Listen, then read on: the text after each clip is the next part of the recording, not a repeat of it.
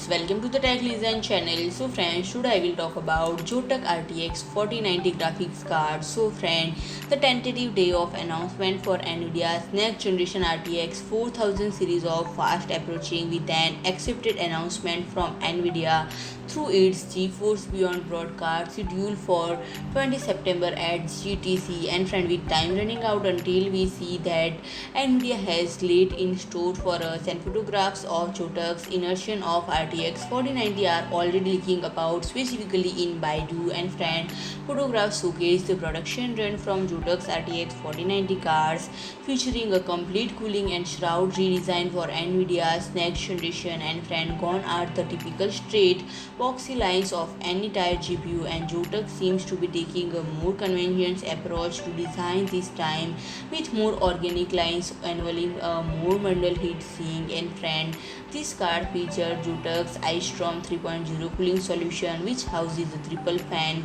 triple slot design that extend more than a third of its area over the PCB itself. And friend, there is still no confirmation on board power and GPU powering this card themselves. So friend, if you like my video, please do like, share and comment, and don't forget to subscribe my channel and press the bell icon.